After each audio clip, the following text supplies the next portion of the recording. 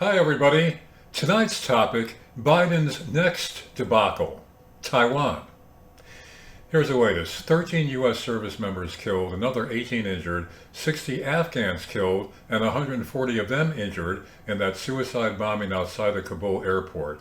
That's of this broadcast Thursday evening, and it's feared that there is more to come.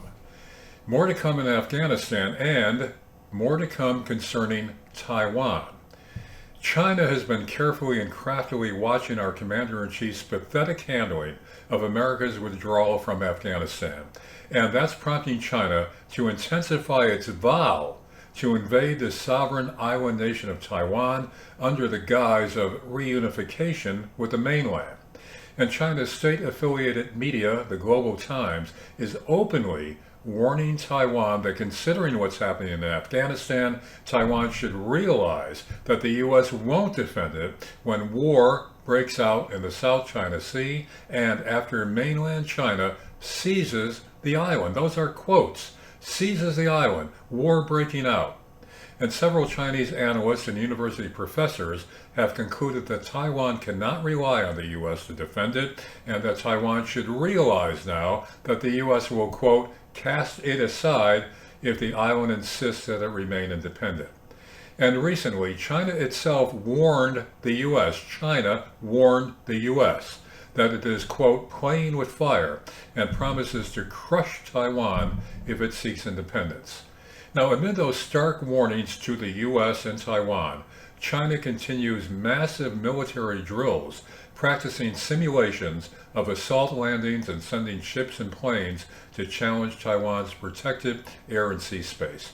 And keep in mind that China now has the world's largest navy. That's a fact. It has the largest navy in the world, which allows it to project unprecedented strength in the South China Sea, even though its ships are generally no match for the U.S. Navy. But it does have increasingly sophisticated technology, which makes its missiles and jets more dangerous and harder to intercept.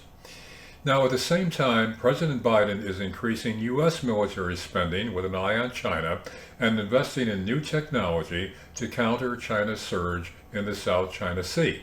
And Vice President Harris, as you may know, has been in Asia, presumably, now get this, presumably to reassure our allies and partners there that the U.S. will counter China's expansionist policies which threaten those countries. But the question is, the obvious question is, which of those Asian nations will actually be reassured that the U.S. is ready to defend them and stand by them in light of how we're turning our backs on our Afghan partners and allies in the route out of Afghanistan. And they are already fearing that Afghanistan's fate will soon become their own if China invades Taiwan and the U.S. does nothing about it. Let's put it this way. First, Taiwan.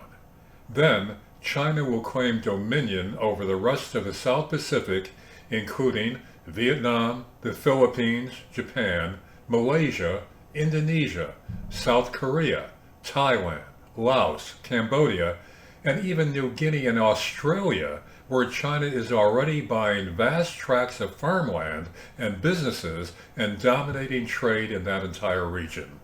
It would be like the transformation of Russia into the Soviet Union following the Second World War, Chinese style. And would our doddering president, and perhaps soon-to-be President Kamala Harris, do a damn thing about it? In other words, will Taiwan become Biden's and ours next debacle? Perhaps we'll find out sooner than we think. In the meantime, stay vigilant, stay curious, stay safe, and keep watching On Target with Larry Sparano, where we aim and fight for the truth, and we're not taken in by the propaganda media that you'll see in the mainstream media, all the propaganda, which is no longer real journalism. So, we'll see you soon.